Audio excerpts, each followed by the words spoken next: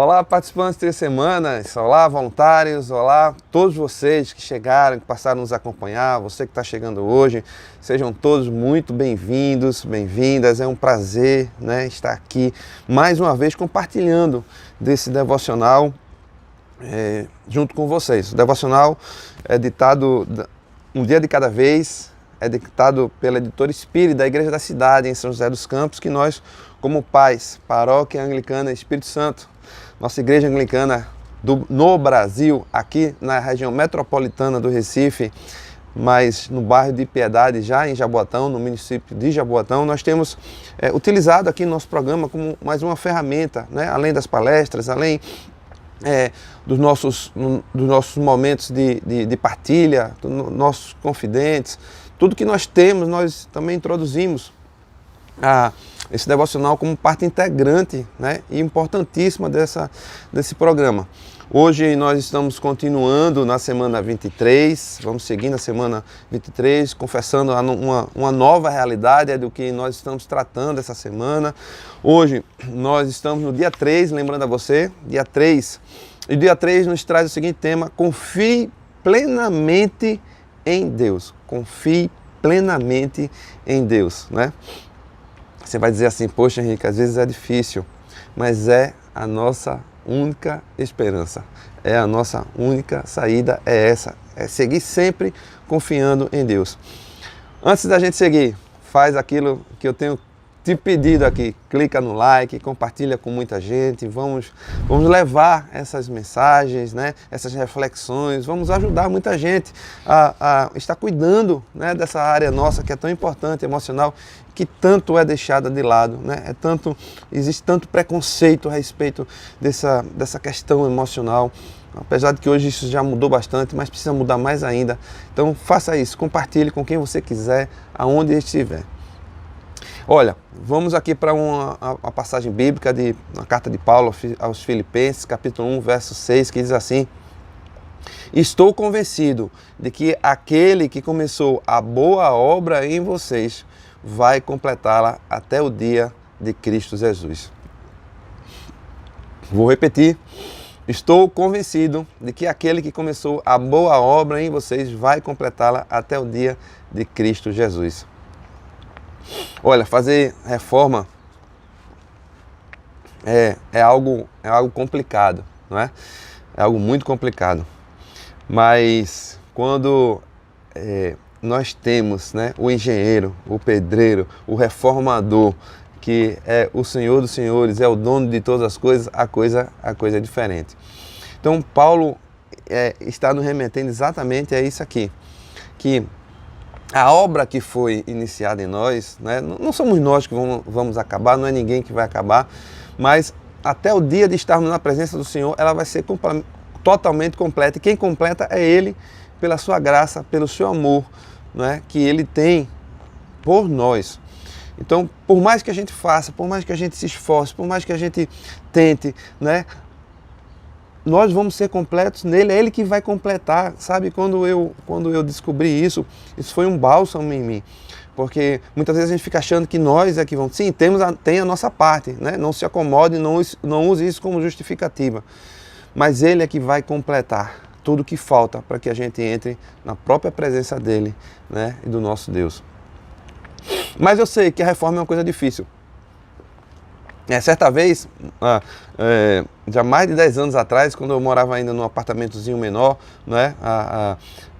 sei lá, entre 50 e 60 metros quadrados, nós já tínhamos dois filhos, era um apartamento de 2 quartos e um banheiro, sala e cozinha, e nós resolvemos dar uma ajeitada nesse apartamento, apesar de ser alugado, não ser nosso, mas as esquadrias eram de madeira, havia vazamento de água, havia algumas coisas que a gente desejava ali tornar um ambiente melhor para a gente, e nós fomos fazer isso.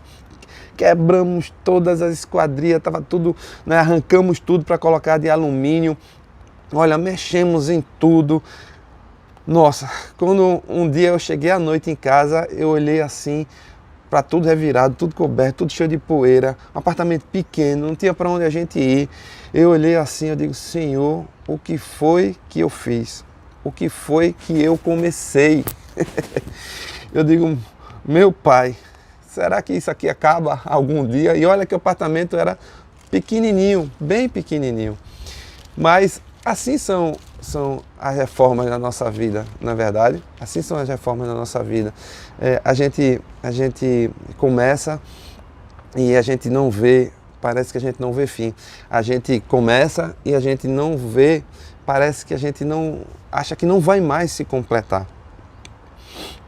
Mas quando a gente olha no nosso caso, né, nós é que estamos sendo reformados, nós é que estamos sendo reconstruídos, e que o reformador, o construtor, o pedreiro é o Senhor Jesus, a coisa muda.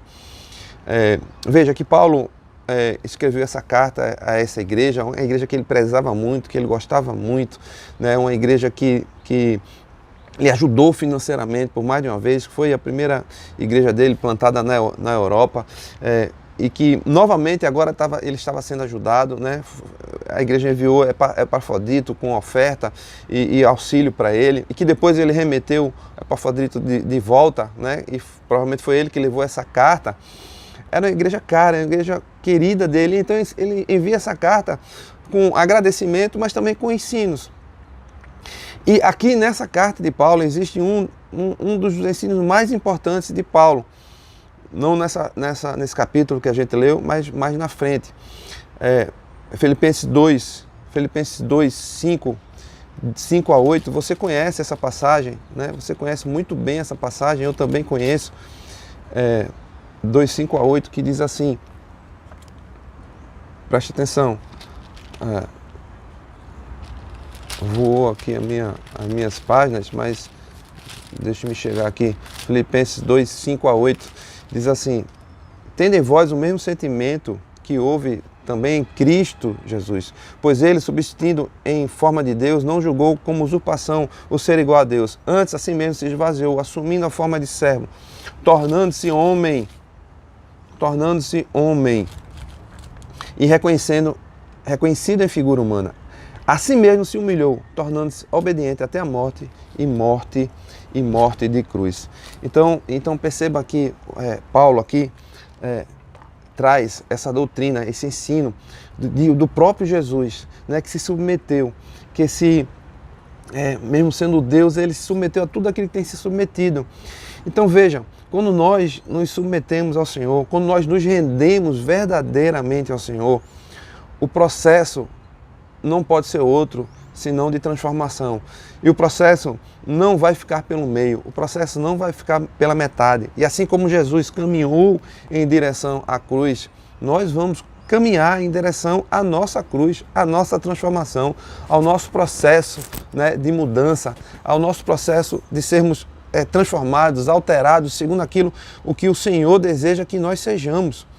Se houve a rendição completa e total, isso vai acontecer. Veja que Paulo pede por essa igreja, aqui mais adiante, no verso 9, ainda desse capítulo, ele diz: essa é a minha oração, que o amor de vocês aumente cada vez mais em conhecimento e em toda a percepção, para discernirem o que é melhor, a fim de serem puros e irrepreensíveis, até o dia de Cristo Jesus, cheios do fruto de justiça, fruto que vem por meio de Jesus Cristo, para a glória e louvor de Deus. Então perceba que Paulo ora por essa igreja para que eles tenham esse entendimento e que saibam que é em Jesus, é por Jesus, é por Ele que nós vamos chegar a essa transformação completa. Mas só assim, quando há um rendimento completo. E o rendimento de Paulo é tal que, se a gente for aqui, ainda no mesmo capítulo 1, no verso 21, você vai perceber o que Paulo sentia, porque ele diz o quê? Que para mim o viver é Cristo e o morrer é lucro, não importa nada mais. Então, para mim, Paulo diz assim, de outra forma, que não tem sentido se eu não viver segundo a vontade dele, se eu não me transformar segundo o que ele quer que eu me transforme, né?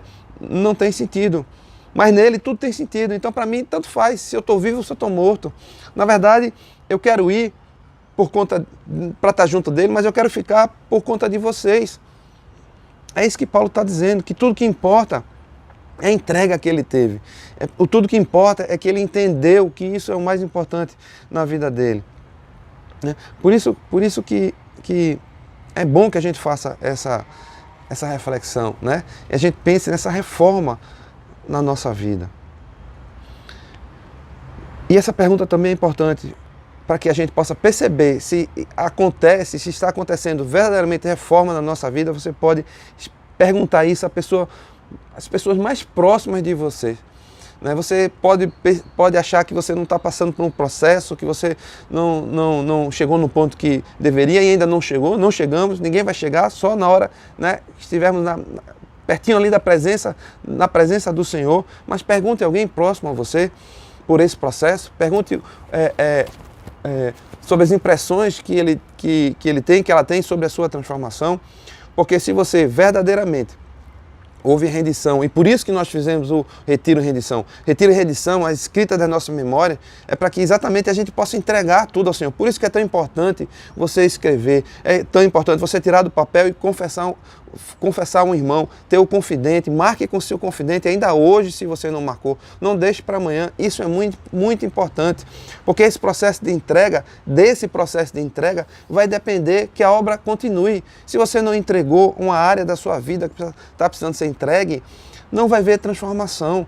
Então, talvez seja isso que você esteja faltando. Talvez, às vezes, você ache como se nada tivesse acontecido em você, porque essa área da vida que você está faltando entregar, ela é tão forte na sua vida, que parece que todas as outras áreas nada mudou. Se a rendição foi completa, a transformação também será. Se a rendição for completa, a transformação será.